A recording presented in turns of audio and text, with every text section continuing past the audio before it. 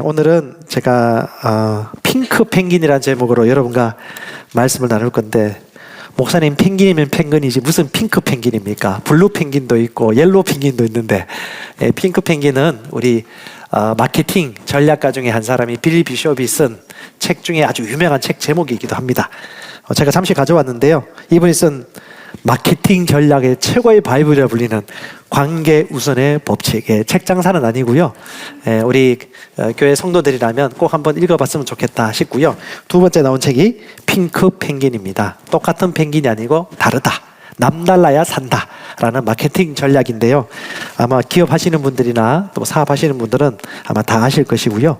그냥 책을 읽지 마시고 하나님의 말씀을 이 3차원 세상에서 어떻게 드러내고 적용할까, 그런 마음으로 접근하신다면, 목사님 뭐 성경이 아니고 이런 책을 소개합니까? 라는 생각이 쑥 들어가고, 어떻게 우리가 살아가고 있는 이 세상에서 말씀이 실제가 될까에 대한 하나님이 이런 아이디어를 성령의 영감을 통해서, 하나님의 말씀을 통해서, 또 목자의 메시지를 통해서 그리고 이런 경험 있는 자의 독서를 통해서 여러분 발견하게 될 것입니다. 여러분 꼭 기억하십시오. 여러분이 평범하다는 그 생각을 버리시기 바랍니다. 주님은 절대 여러분을 평범하게 보지 않습니다. 특별하게 창조하셨고 특별하게 여기십니다. 그러므로 우리 자신을 특별하게 보셔야 되고 의식하실 필요가 있습니다. 아멘. 에베소서 2장에 보면 우리를 지으시되 우리를 지은 목적을 철저하게 명확하게 얘기해 주고 있습니다.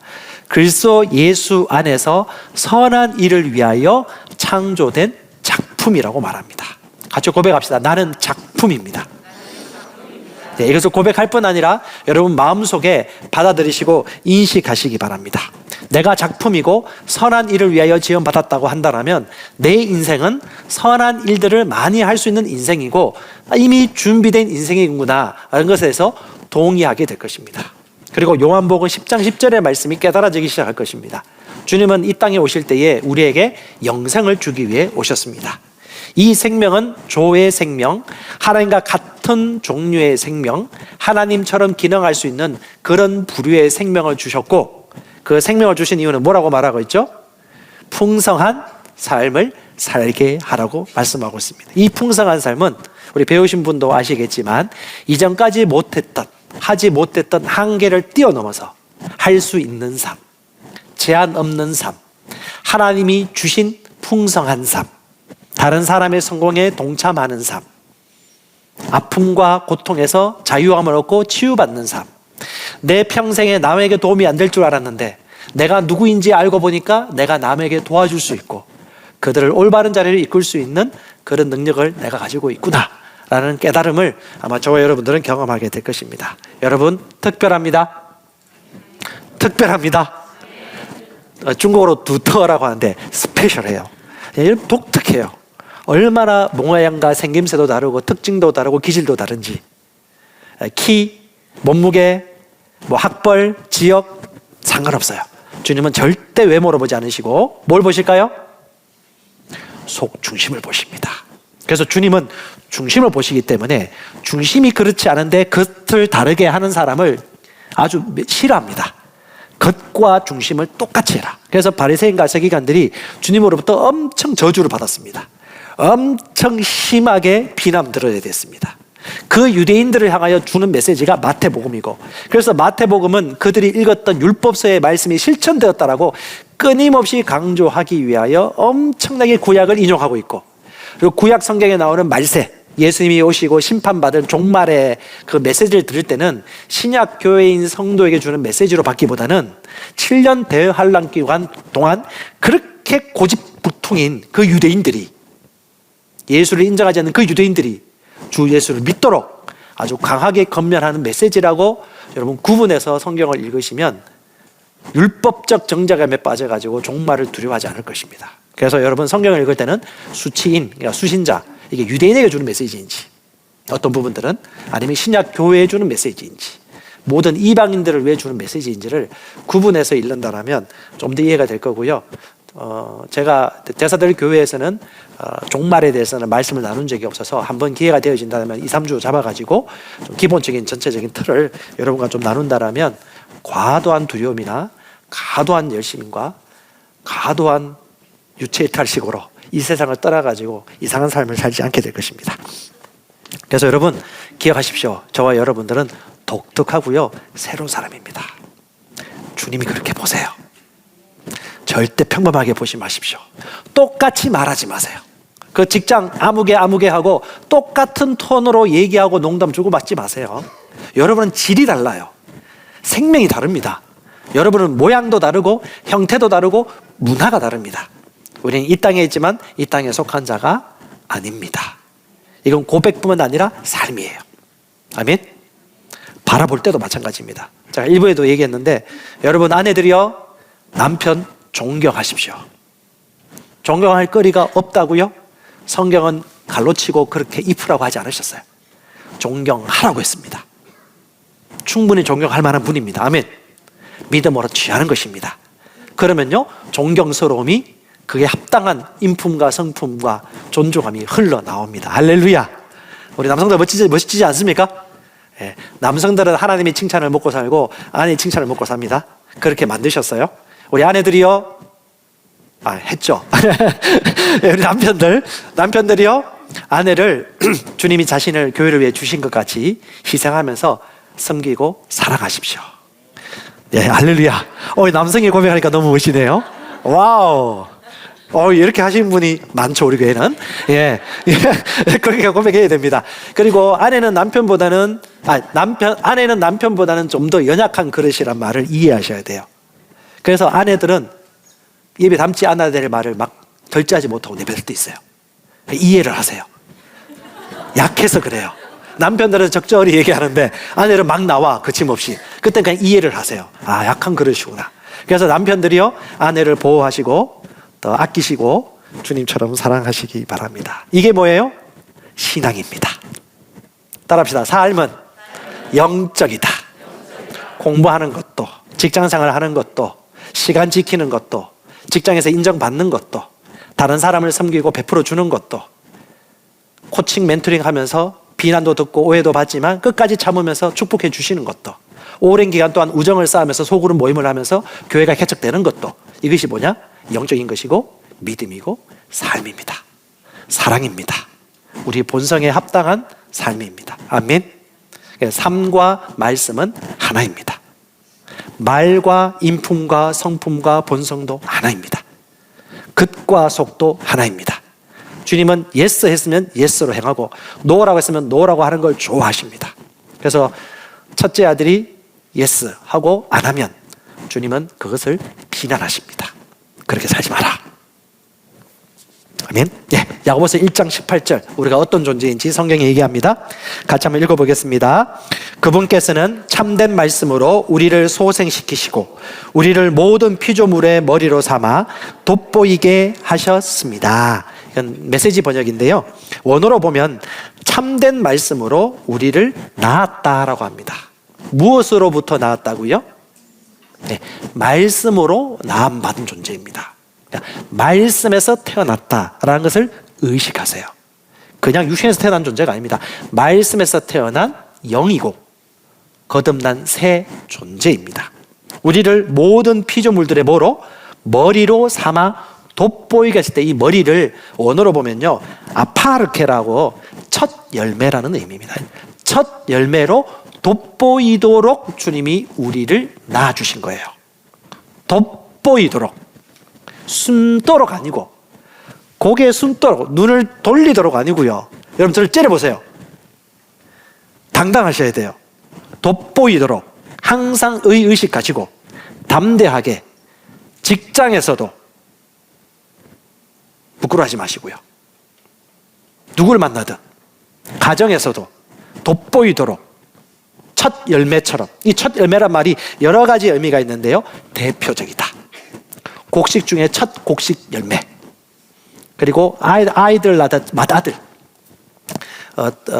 가축의 초태생, 처음 태어난 것, 그리고 특별히 드린 헌금을 얘기하는 거예요. 그냥 특별해요. 하나님이 그렇게 만드셨어요. 그러므로 우리도 그렇게 인정하고 인식하시기 바랍니다. 아멘. 예, 그저 그렇게 생각하지 마시고 그렇게 보셔도 안 되고 그렇게 말하셔도 안 되고 여기셔도 되지 않습니다. 하나님은 우리를 그렇게 만드셨고, 또 여러 가지 성경의 용례를 볼 때 고린도전서 16장 15절에 아가야의 첫 열매 스데바나의 집에 대해서 칭찬합니다. 아가야의 첫 열매 뭐예요? 아가야에서 대표적이다, 원전이다. 원조 국수를 먹어야 되죠. 원조 곰탕을 먹어야겠죠. 똑같아요. 예, 원조다. 그리고요, 아시아의 첫 열매 에베네도라고 합니다. 이 에베네도 같은 경우도 아가야의 그 스데바나의 집안에 있는 가족인데 나중에 로마로 와서 정착을 하게 돼야 되는데, 아시아의 첫 열매라고 에베네도가 인정을 받게 되었습니다. 16장 5절입니다. 그리고 또 예수님을 첫 열매라고 하시는데, 언제 첫 열매라고 합니까? 잠자는 자들의 첫 열매이다. 잠잤던 자들을 어둠과 저주와 죽음의 권능을 뚫고 그분은 부활하고 살아나신 첫 열매 본보기이다. 특별한 존재다. 할렐루야. 그것을 비추어서 그 말씀을 가지고 우리를 뭐라고요? 뭐라고죠? All creature라고 하죠. All his creature. 그의 모든 창조물들의 첫 열매가 누구다? 바로 우리 자신입니다. 아멘. 네, 이것을 여러분 기억하십시오. 대만에서는 반도체가 TSMC가 대표적인 반도체고요. 한국은요, SK하고 삼성입니다. 미국은요, 인텔과 엔비디아입니다. 하나님의 브랜드가 누구일까요? 네, 우리입니다. 말만 할 필요 없어요. 믿으셔야 돼요. 인식하셔야 돼요. 그러면요, 최고가 되려는 열정을 가집니다. 그러면요, 탁월하게 살아갈 수밖에 없는 존재라는 걸 의식합니다. 도전합니다. 변화를 추구합니다. 그냥 이렇게 살다 묻혀가는 인생이 아니라 하나님의 영광스러운 덕과 선한 일들을 탁월하게 나타낼 수 있는 모든 영역 가운데 내가 가야 할 그곳이 보이기 시작하고, 공부하기 시작하고, 도전하기 시작하고, 또 그런 사람들을 만나게 될 것입니다. 성령은 우리 마음에 소원하고 원하는 것들을 아시고 합력하여 도와주시고 협력업체를 만나게 하시고 아이디어를 주십니다. 아멘. 우리 영에서 일하십니다. 그래서 중요한 것이 뭐냐? 우리가 먼저 내가 누구인지를 알고 이런 존재라는 걸 인식하는 게 중요합니다. 그러면요, 열망합니다. 열망하면요, 품게 됩니다. 품으면요, 말하기 시작합니다. 계획합니다. 행동하기 시작합니다. 그리고 실제를 창조하게 되는 것입니다. 그래서 하나님은 1장 3절에 물질 세계를 창조하셨고, 20절에 짐승들을 창조하셨고, 26절 27절에 하나님의 똑 닮은 영적 존재인 저와 여러분들을 만드셨고, 모든 피조물들을 보기에 너무 좋았다라고 다 말씀하셨는데, 마지막에 인간을 지으시고 난 다음에 너무 좋았다는 그 부사를 붙입니다. 그리고 아유 할렐루야, 이 제 말이 아니에요. 성경에 나와 있는 메시지입니다. 너무 좋아했었어요. 왜요? 흠없다, 완벽하다. 할렐루야. 비록 중간에 타락해요. 그런데 하나님이 끈질기거든요. 포기하지 않으세요. 그리고 다시 재창조합니다. 그 재창조된 메시지가 에베소서 4장 24절이에요. 한번 읽어보십시다. 시작. 너희가 하나님을 따라 의와 참된 거룩함으로 창조된 새 사람을 입을 것을 가르침을 받았으니, 하나님을 따라 의와 진리의 말씀으로 의와 참된 거룩함으로 창조된 뉴맨이에요. 창조된 새 사람. 뭔 말이에요? 하나님의 형상으로 재창조되었다. 이 진리를 인식해라. 다시 말합니다. 하나님의 형상으로 재창조되었으니 이것을 인식해라. 그래서 사람은 영이고요, 혼을 가지고 있고요, 육체 안에 살고 있으며, 영인 나는 새롭게 태어난 걸 인식하고요, 마음과 생각을 새롭게 꾸준하게 변화받아야 되고요, 성실하셔야 됩니다. 아셔야 돼요. 성실하게. 네, 성실하지 않으면 3차원 세계에서든 4차원 세계에서든 우리가 다스릴 수 없습니다. 그건 기본입니다. 마음을 새롭게 함으로 변화받는 것도 성실이고, 성령 충만을 지속적으로 유지하는 것도 원함이 있어야 되고 끈질겨야 됩니다. 성실하게 마음을 새롭게 한 변화를 받고, 몸은요, 쳐서 복종시키되 새로운 몸을 나중에 입어야 됩니다. 그때까지는 탈도 나기도 하고 아프기도 하지만 치유받기도 하고 관리되기도 하지만 약해지기도 해요. 저도 지금 흰색 나오기 시작해요. 놀랍니다. 머리 빠진 것도 놀랐는데, 흰 거 나오는 것도 죄송합니다. 우리 저보다 더 많으신 분도 계신데, 같이 늙어가고 있지만 속 사람은 날로 날로 새롭도다. 아멘. 놀랍지 않습니까? 진짜로 누구예요? 그 사람이 아니고 속사람이고 영이고, 우리는 그 사람은 다스리고 주관하는 것입니다. 그래서 여러분이 그렇게 지원받은 존재로서 의식하고 인식해야 될 4가지를 먼저 여러분과 오늘 나누겠습니다. 오늘 여기 주보에 나와 있는 거 반만 할 거예요. 목사님 저 언제 다 하려고 하시나 걱정하지 마시고 반만 할 거니까 편안하게 따라오시면 되겠습니다. 첫 번째 여러분이 인식해야 될 것, 하나님이 나를 그렇게 보시듯 나를 보십시오. 믿음이 필요할 겁니다. 하나님이 어떻게 보시는지가 중요합니다. 절대 다른 사람에게 나를 판단하도록 허용하지 마십시오. 여러분이 하나님께 판단을 받습니다. 그리고 진짜 저울은 하나님입니다. 말씀입니다. 그것을 인식하시기 바랍니다. 절대 비교당하지 마십시오. 열등감 당하지 마시고 교만할 필요도 없습니다. 두 번째, 사람에게 인정받는 것을 빨리 포기하십시오.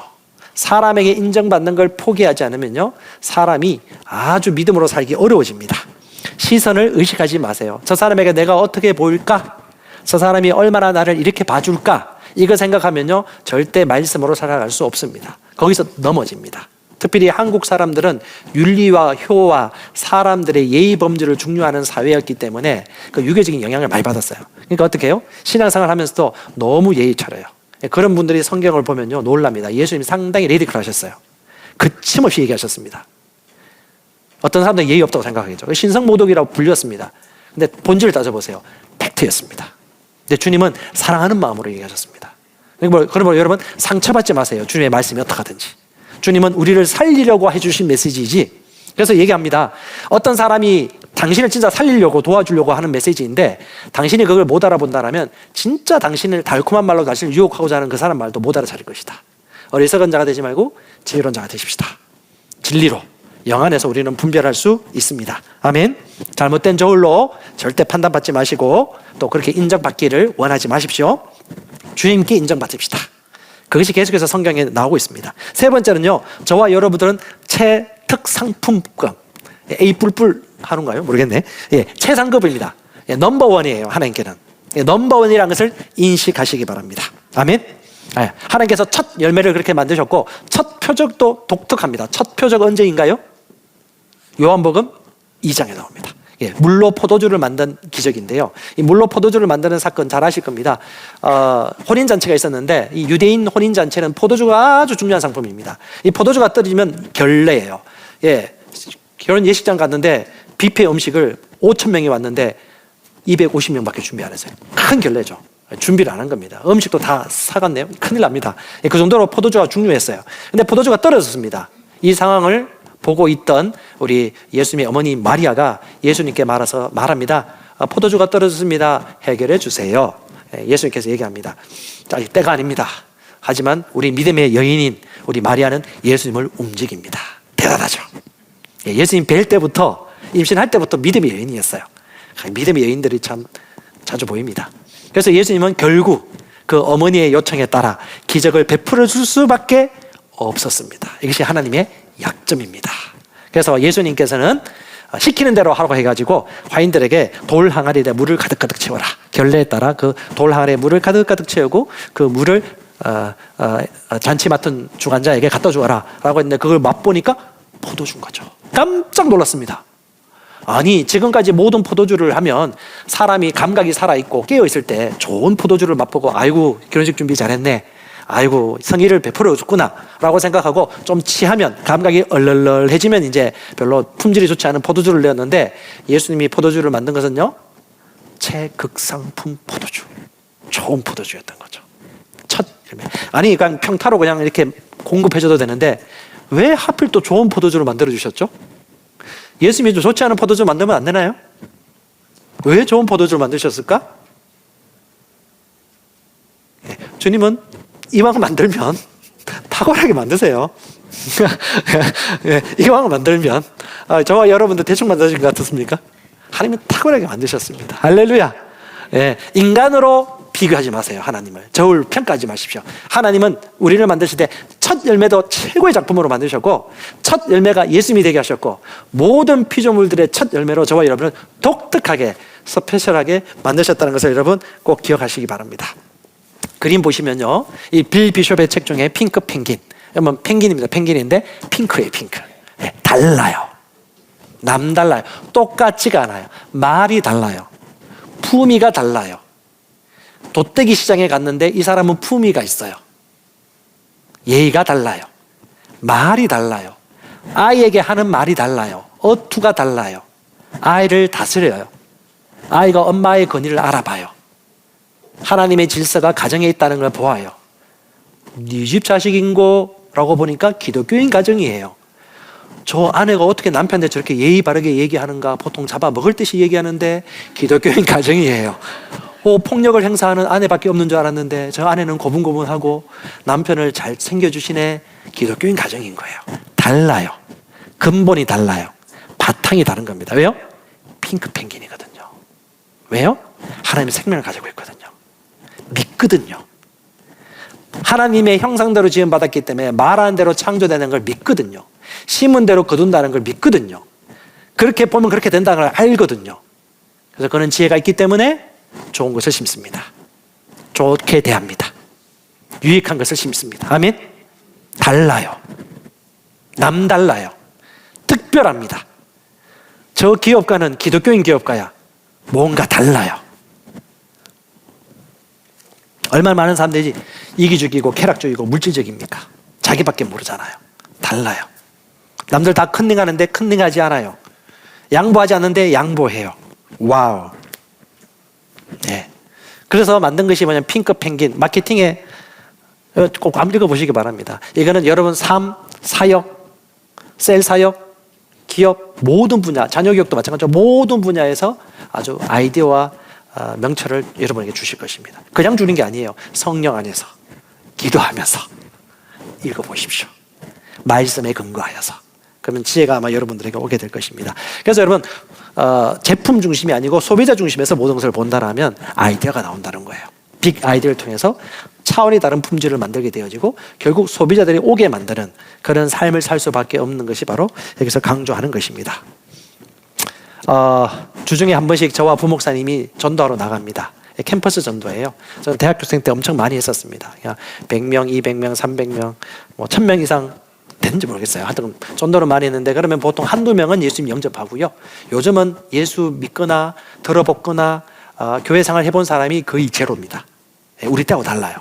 복음 전하기 좋습니다. 그래서 여러분 복음 전해야 돼요.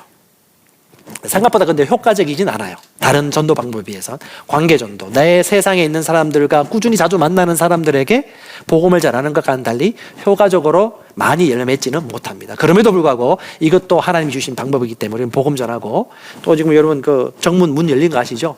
나가서 갑판대 열고 치유기도 해줄 수도 있고요, 쪽지도 나눠줄 수 있습니다. 여러분 여러 가지 방향 다 쓰세요. 사용하십시오. 할 수 있을 때. 특히 직장생활 안 하시는 분들은 나가셔야 돼요. 뭐 어떡합니까?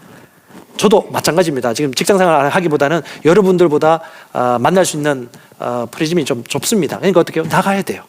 아니면 어떤 교육 모임에 참여해야 돼요. 거기서 만나야 돼요. 그러다가 이 말씀 만난 사람도 만나고 제자도 만나고 뭐 이렇게 됐습니다. 그러니까 가만히 있으면 되는 게 없어요. 예수님도 가셨어요. 오라고 하지 않고. 똑같습니다. 시도하고 가고 행동해야 됩니다. 부끄럼 당할 수 있죠? 거절 당할 수 있죠. 거절 두려워하지 마십시오. 예수님은 아무것도 못 하셨어요. 그랬으면. 이 말씀도 마찬가지입니다. 똑같아요. 전도하러 나갔는데 그 딸에게 물어봤답니다. 우리가 전도하러 나가는데 어떻게 하면 더 잘할 수 있을까라고 하니까 우리 딸이, 목사님 딸이 아주 지혜로워요. 중학교 2학년입니다. 걔가 이렇게 얘기했다고요. 아빠, 너무 큰 기대하지 마. 열매가 생각보다 없었다고 기대하지 말고 전도하는 것으로 만족하고 나가. 여러분들이 만약 길거리 가다가 누가 전도하면 솔직히 대부분 거절하거든요. 똑같이 그렇게 여긴다는 거죠. 가치 없게 여기죠. 왜? 오니까. 그리고 일반 잡상인들이 가면서 쪽지 두듯이 나눠주니까. 좀 나은 건 그거예요. 혼자서 책을 읽거나 혼자 뭐 담배 피거나 앉아있는 사람들 같은 경우는 좀 더 복음을 나누고 학교 얘기도 나누고 기도도 해줄 수 있죠. 좀 나아요. 복음도 제대로 전할 수 있고. 그러면 목사님 물어봤대요. 그럼 어떻게 하면 더 효과적으로 복음 전할 수 있을까? 라고 하니까 둘째 딸, 그 외동입니다. 그 딸이 그렇게 얘기했대요. 그리스도인들이 매력적이 되어야 돼. 매력적이면 오는 거야. 그러면 어떻게 하면 그리스도인들이 매력적입니까? 직장에서 그럼 어떤 사람이 매력적이죠? 가정에서는, 이웃집에서는. 학부모들 모임에서는, 학교 생활하는 캠퍼스에서는 어떤 사람들이 매력적일까 생각해 보셔야 돼요. 에베소서 2장 10절에 말하죠. 선한 일들을 위하여 지음받았다. 다시 말하면 우리는 예수님의 브랜드예요. 예수님이 지었고 예수님의 이름으로 태어났고 말씀으로 태어난 존재. 아멘. 그걸 인식한다면 최고가 되고자 하는 열정, 탁월하게 살고자 하는 열정을 안 가질 수가 없는 거죠. 인정받는 거죠. 사랑받는 거죠. 근데 그것이 인간적인 아부가 아니라 내가 누구인지에 대한 인식에서 나오는 담대함이죠. 탁월함이죠. 그렇다고 하잖아요. 할렐루야. 합력하여 선을 이루십니다. 그래서 여러분, 하나님은 우리가 삶을 얕은 수로 깨를 내거나 기술적으로 살기보다도 삶 자체가 복음이고 신앙이고 가정과 직장생활과 재정과 노동관계와 모든 것들이 바로 우리의 삶의 시초다. 믿음이라는 것을 얘기해 주고 있습니다. 바탕이 중요합니다. 삶이 중요하고 인격이 중요합니다. 성품이 중요합니다. 장기적으로 보세요. 멀리 보세요. 복음 전파든 세일 사역이든 뭐든 멀리 보셔야 돼요. 우리 청년들 결혼한 이유도 생각하셔야 돼요. 결혼한 이후에 10년, 20년도 생각하셔야 돼요. 우리 사업하시는 분들 10년, 20년, 5년, 10년 후에 여러분 계속 이 일만 할 것입니까? 다양한 일도 할 수 있어요. 주님은 탁월하게 우리를 만드셨습니다. 중요한 건 뭐다? 내 생각이 제한되면 아무것도 할 수 없는데 요한복음 10장 10절에 말씀하고 있잖아요. 이전에 하지 못했던 일도 한계를 넘어서 할 수 있다. 거듭난 영의 성령께서 역사하시는 것입니다. 아멘. 교회는 모든 분야가 온전해지는 것입니다. 그러므로 여유를 갖되 적극적이고 주도적이면서 도전하는 삶을 살기로 결단할 수 있기를 바랍니다. 제가 몇 가지 생각을 했습니다. 이 PPT 보시면 처음에 제가 도라고 붙였어요. 조사에 그리스도인들도 몸 가꾸는구나. 이렇게 반응했어요. 지금까지. 그리스도인들도 삶의 목적이 뚜렷하네. 그리스도인들도 경제관념과 시간관념이 있구나를 바꿔서 이제 언어로 바꾸셔야 돼. 그리스도인들은 몸을 가꾸는구나. 와, 그리스도인들은 삶의 목적이 뚜렷하네. 와, 그리스도인들은 경제관념과 시간관념이 있구나. 와, 그리스도인들은 자기중심적이지 않고 이타적이네. 그리스도인들은 참 존중하며 살아가는구나. 와, 그리스도인들은 부부관계가 남다르네. 와, 그리스도인들은 저 집 애들은 왜 저렇게 다르지? 와, 진짜 느껴요. 애들이 부모에게 존댓말을 쓰거나 존중하는 말을 하면 옆에 있는 사람들이 외계인 보듯이 봐요. 왜요? 그만큼 질서와 진리 안에서 멀어졌기 때문에 구별되는 거죠.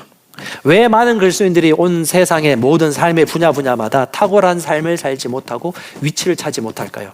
저는 그것이 이분법적인 접근의 원인이 있다고 생각이 되어집니다. 거룩한 것과 거룩하지 않은 것을 너무 육신적으로 갈라버렸어요. 기도하고 봉사하고 교회 생활하고 하는 것은 영적인 거, 공부하고 청소하고 일하고 공무적에 진출하고 법관이 되고 다른 사람 머리 잘 꾸며주고 하는 이런 일들은 약간 육신적인 거. 그래서 난 주님 일을 하러 간다 하고 신학교 가는 거. 그 자체가 뭐예요? 이미 큰 속임수에 넘어간 거죠. 그래서요, 마귀의 자녀님들이 지금 온 세상을 다스리고 있다니까요. 그러니까 유실론적이지 않고 무실론적이고 진화론적이고 쾌락적이고 반윤리적이고 반성령적인 법안들을 올리고, 그건 당연한 거예요. 왜? 그분들의 본성인데 나쁜 게 아니에요. 그러면 그걸 뭐냐? 결국 우리가 직무를 유기하면 안 되겠다. 그 자리에 세워져야 되고 우리 자녀가 꿈을 꿔야 되고 그런 탁월한 사람들이 이 땅 가운데 일어설 수 있도록. 실제로 1980년, 70년, 80년, 90년대 상당한 믿음의 리더들이 우리나라 공직사회든 정치, 경제, 모든 분야에서도 탁월하게 기능하셨어요. 그런데 언제부턴가 어떻게 해요? 기독교인들이 없어지기 시작했어요. 저는 그것이 크다고 봅니다. 이분법적인 그 신앙들, 그 생각들이 여전히 주요하고 있고. 다음, 마귀의 속임수에 넘어간 거죠. 지나친 성공주의에 속아 넘어가지고 이건 교회가 가지면 안 돼, 올라가면 안 돼, 낮아져야 돼, 있으면 안 돼, 없어야 돼, 무소유해야 돼 라는 속임수에 넘어가가지고 기독교인들이 지배당하는 입장이 된 거죠. 그래서 여러분, 창세기 1장 말씀들을 조금 이따 제가 얘기하겠는데, 주님이 이 땅의 하나님의 자녀들은 생육, 번성, 충만, 정복, 통치하라고 지으셨습니다. 아멘. 이 목적은 지금도 변함이 없어요. 다시 고백합시다. 생육, 번성, 충만, 정복, 통치. 이걸 기억하십시오, 여러분. 그럼 어떻게 살아가는 게 이런 삶일까요? 어떻게? 생육, 번성, 충만, 정복, 통치하는 삶. 통치당하지 말아야 되겠죠. 재정적으로 통치당하지 말아야 되겠죠. 건강적으로 통치당하지 말아야 되겠죠. 세상 사람들로부터 실력 없다고 인정받으면서 불임을 당하지 말아야 되겠죠. 우리는 종이 아니죠. 주님이 자유케 하셨는데 종의 먹이를 먹을 필요 없잖아요. 이 땅에서. 아멘? 네, 여러분 분야에서, 여러분 직장에서, 일터에서 여러분 탁월하게 살고 다니는 욕망, 열망, 탁월하게 대한 갈망, 이것은 여러분 당연한 것입니다. 이것을 성공주의라고 누가 비난하거든 제가 얘기했잖아요. 판단당하지 말라고요. 주님과 나와의 관계고 말씀과 나의 부르심과의 관계이지 다른 것은 고려사항이 아닙니다. 네 번째 여러분 인식해야 될 건요, 다른 사람이 잘 되는 걸 중심에서부터 진짜 기뻐해 주십시오. 고백합시다. 중심에서부터 즐거워해 주자. 이건 승진의 기계입니다. 여러분 이거 잘 못 넘어요. 사람들이 나하고 비슷한 동기, 나보다 늦게 왔어, 근데 나보다 승진해, 잘 돼, 좋은 집에 살아, 월급을 잘 받아, 그리고 인정을 받네. 그러면요, 시기 질투 제거하세요. 진짜 축복해주고 진짜 기뻐해주고 진짜 감사하시고 내 것인 것처럼. 그것이 뭐냐? 맞다고 하잖아요. 하나님이 저와 여러분들에게 말씀하십니다. 그것이 너희들이 승리하는 비결이다. 침례 요한이요, 주님은 나보다 높이 되실 분이라고 오히려 주님을 높였어요. 할렐루야. 왜 그 사울이 다윗에게 넘어졌습니까? 사울은 천천히요, 다윗은 만만이라. 그럼 어떻게 해요? 진짜 할렐루야, 하나님이 다윗을 쓰시는군요, 그래요, 나의 어깨를 밟고 올라가는군요, 할렐루야 하면요, 사울은 엄청나게 인정받고 아름다운 인물로 마무리되었을 것입니다. 근데 그때는 시기심이 발동했죠. 그리고 죽이고자 했습니다. 예수님 시대 바리새인과 서기관들은요, 진짜 시기심이 극에 달했습니다. 말은 신성모독이라고 예수님을 하나님의 아들이라고 한 그 말도 맞아요. 근데 그 엄밀하게 따지고 들어가 보면 뭐예요? 시기하고 질투입니다. 자, 마태복음 21장 15절에 유대인 신약 성경에 이렇게 번역하고 있습니다. 수석 코하님 대제사장들과 토라 교사들이 그분께서 행하신 일들을 보고 어린아이들이 성전에서 다비데의 자손에게 부디 우리를 구원하여 주십시오라고 외치는 것을 보고 격분합니다. 어른뿐만 아니고 아이들까지도 하나님 찬양하는 거예요. 예수님이 병 고치고 병자들 고침받고 귀신 들린 사람 회복시켜주니까 애들까지 와가지고 예수님 사인받고 안수 받기를 원하고 하니까 어떻게 해요? 시기가 생기는 거예요. 왜? 내가 저 자리에 있어야 되는데. 그 사람 깔아뭉개니까요, 나는 낮아지는 거예요. 그 사람 높이니까요, 나는 높아지는 겁니다. 이게 뭐예요? 하늘나라 원리입니다. 주님은 이것을 우리에게 알려주고 있습니다. 회사에서도 마찬가지입니다. 진짜 사장님이 잘 되길 원하십시오. 아니 그 사람 잘 되는 거 때문에 당신 손해봅니까? 왜 그래 배 아파하세요? 기뻐해 주시고 축복해 주시고 사장님 위해서 기도해 주시고 인정받으시고. 하나님이 아실까요, 모르실까요? 하나님 아십니다. 주님이 말씀하셨어요. 바리새인들을 향해서 뭐라고? 겉으로는 선하고 정직하게 보이나 안에서는 위선이 가득하고 토라에서 멀어져 있다. 그러니까 주님이 가장 싫어하는 종류가 어떤 종류의 사람이냐? 겉과 속이 완전히 다른 사람. 일치하게 원하세요. 예스면 예스고 노면 노인 거지. 예의상 네. 눈에 보이는 상사를 존중하지 않는다라면 눈에 보이지 않는 하나님을 존중하는 것이 어렵고요. 그들의 성공에 동참하는 것이 기꺼이 속에서부터 나오지 않으면 하나님은 우리를 높이 세워서 사용하실 수가 없습니다.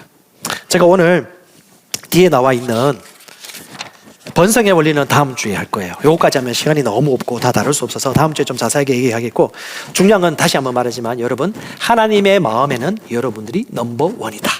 이것을 믿으시기 바랍니다. 하나님은 여러분을 존귀하고 특별하게 지으셨고요, 여러분에게 그것을 할 수 있는 능력까지 부여해 주셨습니다. 그러므로 여러분은 넘버원이기 때문에 최고가 되고 탁월하게 살 것에 대해서 갈망하십시오. 그리고 선택하시고 공부하시고 도전하시기 바랍니다. 어떤 청소년 교사를 만났는데 그분이 그 얘기 하더라고요. 요즘 아이들이 생각보다 도전을 안 한다고. 식당에 가면 먹은 것만 먹는데요, 안 먹어봤다고 맛이 없을까?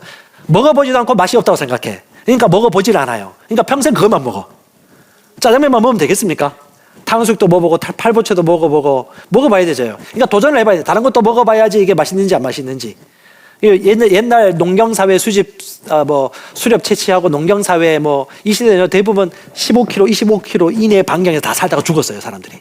저희 할머니 세대도 보면요. 그냥 거기에요. 저희 할머니도 거기 사셨고, 저희 아버님이 거기서 태어나셨고, 저희 5남매도 거기서 태어나고, 그 동네 그대로 있어요.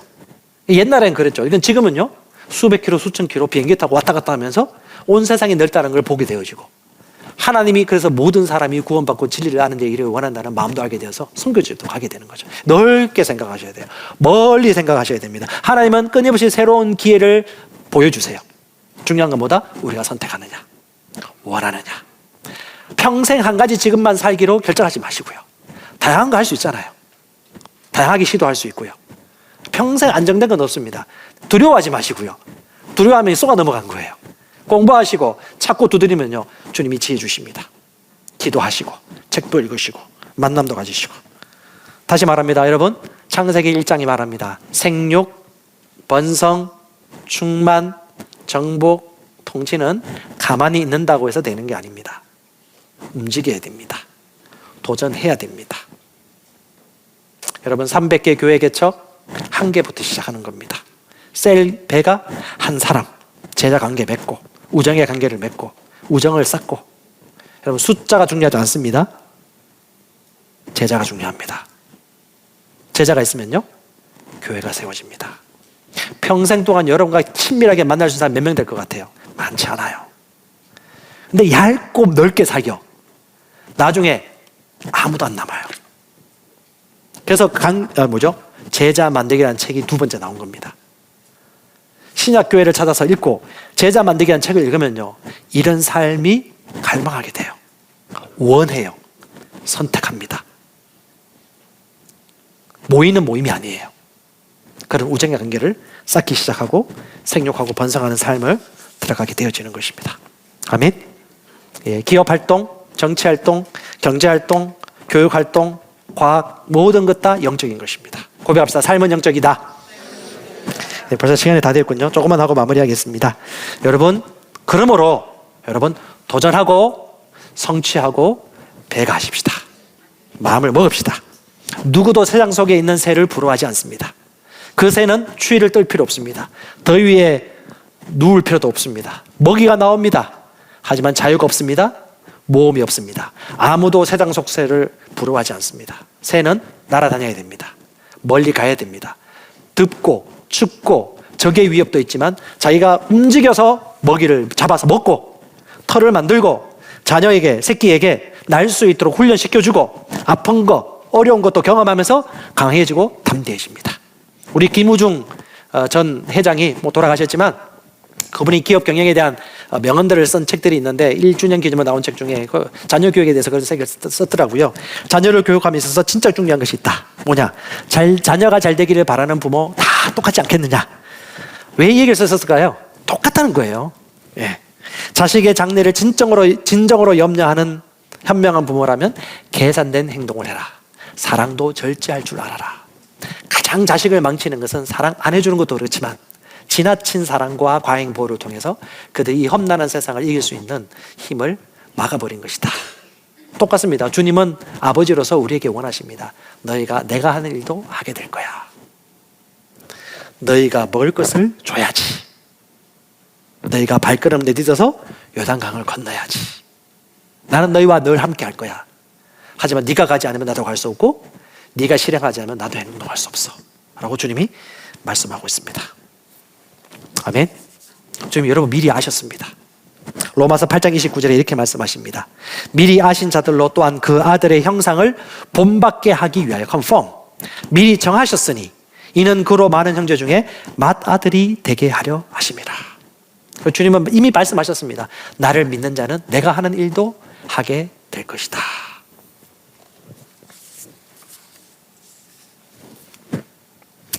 유튜브 방송 보면 지상파에서도 요즘 인기 있는 분 한 분 계세요. 오은영 박사라고 있습니다. 자녀 교육이 아주 넘버원입니다. 잘 보세요. 그게 코칭이고 멘토링입니다. 그 원리가 셀과 소그룹과 가정 똑같이 적용됩니다. 방송 하나 봤는데요. 애가 난리법석입니다. 엄마 때립니다. 욕합니다. 할킵니다. 밀칩니다. 어떻게 그렇게 살았나 싶어요. 그런데 대부분의 엄마들이 자녀를 통제하지 못하는 구제불능의 상태가 요즘 세상이에요. 성경에는 자녀를 마땅하게 훈계하고 가르치라고 하는데 그 사람도 모르잖아요. 예수를 믿는 사람도 몰라요. 그럼 똑같이 그런 결과가 나와요. 근데 원영 박사가 어떻게 해요? 엄마한테 시켜요. 끝까지 아무 말도 하지 말라고. 자리 유지하라고. 막 때려요. 막 밀고 때리고 빌치는데 끝까지 앉아있어요. 오은영 박사님이 투입됩니다. 음악 얘기합니다. 너 그렇게 한 걸 못 써. 그건 합당하지 않아. 하는데 얘도 적대적인 눈으로 오은영 박사님 막 째려봐요. 한 번, 두 번, 세 번 자기 전투력으로 째립니다. 근데 결국은 더 강한 자가 이기죠. 엄마는 더 강한 자가 못 된 거예요. 약한 자가 돼버린 거예요. 아이들은요, 약하다 싶으면 지배합니다. 그게 육신의 본성이에요. 근데 더 강한 자가 누군데? 하나님인 게 부모를 만드셨고, 생육하고 번성하고 통치할 수 있도록 이 세상에 하나님의 생명을 가진 사람들 그렇게 지으셨는데 어떻게 해요? 지배당하죠. 빚을 많이 지게 되어지고, 부채에 허덕이게 되고, 가난하게 되어지고, 끌려다니게 되어지고, 그리고 똑같은 거예요. 그런데 어떻게 해요? 딱 고정돼가지고, 딱 이렇게, 무섭게는 아니지만 아주 음하게 이렇게 딱 보니까 애가 계속 하다가 움츠들죠. 그게 뭡니까? 마귀하고 똑같지 않아요? 그 아이가 마귀라는 얘기 아닙니다. 예. 마귀는요, 권세를 알아요. 근데 권세를 모르는 기독교인들은 무서워하지 않아요. 권세를 아는 기독교인들은 덜덜덜 뜹니다. 똑같습니다. 내가 누구인지를 정확하게 아는 사람.